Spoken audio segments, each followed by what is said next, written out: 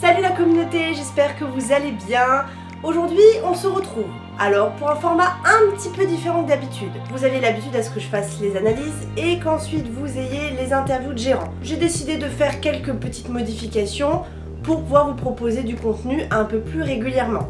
Du coup, à partir de maintenant, vous aurez les interviews de gérants avant et le mardi qui suit, vous aurez la fameuse analyse des salles. Ce format est fait pour être un peu plus ergonomique, pour que vous ayez du contenu un peu plus sur la durée. C'est pour ça que j'ai décidé de séparer les interviews des analyses des salles. Du coup, je vous laisse avec Olivier, le gérant du Musée des Mystères, qui a eu la gentillesse et l'amabilité de répondre à mes nombreuses questions. Bon visionnage et je vous dis à la semaine prochaine pour l'analyse des salles. Ciao!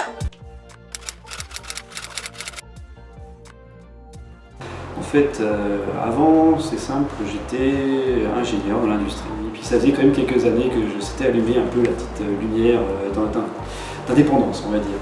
Et après, donc est arrivé, après un an vraiment de travail pur, ça va faire, ça va dater du printemps l'année dernière, où j'ai vraiment commencé à germer l'idée, c'est créer mon business model, monter tout le dossier pour arriver vers les escape games, quoi. Et heureusement que j'avais tout ce passé-là finalement sérieux, de direction d'entreprise, un peu d'apport perso, forcément c'est être face au banquier, et enfin voilà, c'était quelque chose qui était très réfléchi quand même.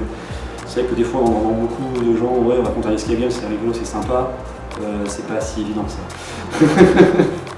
Il y a beaucoup d'embûches, beaucoup de choses à penser, il y a encore tous les jours, il apprend des trucs qu'il faut penser. Et c'est vrai que finalement l'aspect, tout ce qui va être, j'en sais rien, finalement les énigmes et les scénarios, c'est limite presque accessoire pour moi aujourd'hui. C'est le pilotage d'entreprise, les financements, tous ces trucs-là, c'est ça, les autorisations, l'accessibilité, les pompiers, enfin, c'est tout ça qui m'a finalement pris beaucoup plus de temps et d'énergie à monter tout ce projet-là.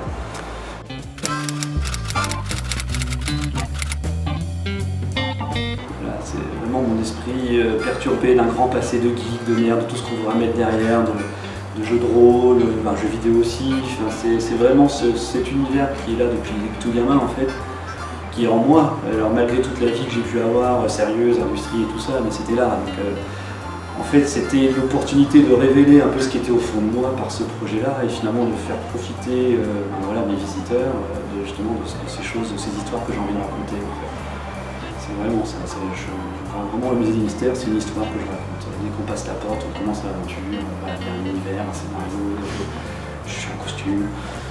C'est vraiment ça que j'ai envie de donner à mes visiteurs, vraiment un bon moment, du plaisir, enfin, honnêtement c'est un jeu.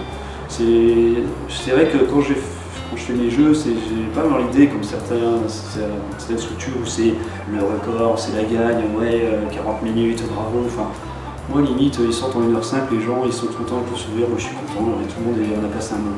C'est vraiment cette mentalité là que j'ai vraiment pour créer mes énigmes, mes histoires. Après c'est vrai que des fois je vais aller très loin dans des choses un peu compliquées, des fois tordues, mais bon après je joue avec eux et puis c'est le petit indice qui va débloquer la situation et puis hop on avance et puis on s'amuse. Il n'y a pas forcément ce côté pure challenge que j'ai envie de donner à raconter une histoire, je pense que c'est le maître du jeu dans le sens originel du terme, que juste maîtriser un jeu.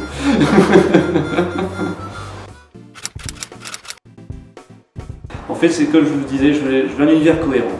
Donc après je me dis mais pourquoi on va aller dans un endroit pour aller s'enfermer, voir des choses, faire des énigmes. Après je me dis l'idée des énigmes forcément était là, et puis après aussi par mes envies, mes passions, le musée, c'est vrai que cette chose à côté, des fois on a envie d'aller franchir la porte, voir ce qu'il y a derrière les vitrines. Et en fait c'est par association d'idées, par réflexion, il y a pas eu d'autres idées avant, mais à un moment on va créer un musée et dedans on va faire des collections, et ça sera des énigmes et des aventures.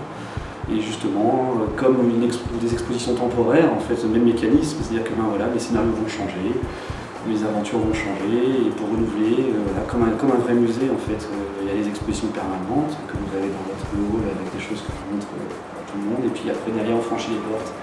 Et là, il y a d'un côté une autre histoire qui s'ouvre, et puis je m'amuse à changer et renouveler. De toute façon, parce qu'à part si mes jours ont des mémoires de poisson rouge, je suis obligé de changer mes univers assez régulièrement.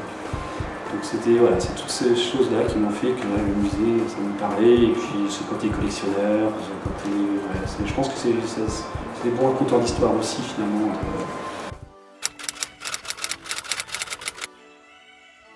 Alors Alors en fait, moi, j'ai pas beaucoup de recul vu que ça fait qu'un mois et demi que je suis ouvert, mais moi, ce qui me fait vraiment marrer, moi, c'est la compète des gendarmes. C'est très drôle. Il y a eu un moment, ça a commencé en fait un après-midi. J'étais en train de travailler sur ma déco, sur mon papier peint et tout ça, un peu de travail, un peu. Et là, ça sonne.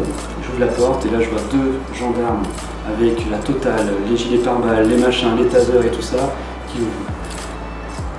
Ok, bonjour. Oui, c'est pourquoi. Alors je me dis, qu'est-ce qui se passe? Ça y est, j'ai un truc que j'ai pas fait. Oui, alors c'est ouvert tout ça? Non, pas encore. Ah, on se détend. Et là, la discussion a commencé. Ah ouais, ça a l'air sympa, j'ai des collègues qui voudraient, ils ont entendu parler et tout ça. Et puis, ils ont pris des flyers. Et puis, la semaine d'après, voilà, j'ai eu la réservation et un premier groupe est arrivé. Ah, c'est vous avez ma femme, tout ça. Et puis c'est parti. Et puis après, ils sont sortis avec le record. Ils se sont pété, hein, c'est normal, ils pouvaient se le permettre, ils avaient gagné, ils avaient très bien joué. Et du coup, après, quelques jours plus tard, j'ai eu d'autres personnes, et en creusant un peu, vous avez déjà fait, vous avez discuté, comment vous m'avez connu? Oui, on a des collègues qui ont fait déjà, ah bon. Et c'est quoi le record? Et puis voilà, et puis en fait, j'ai bien compris que c'était aussi les gendarmes et qui se venaient battre le record des copains.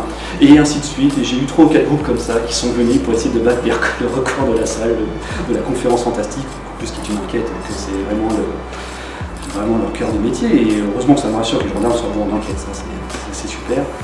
Et puis finalement ils se sont fait laminer par 3 petits jeunes un dimanche à 2h du mat, à peine réveillés, et presque sans aucun indice, désolé, ils étaient un peu vénères.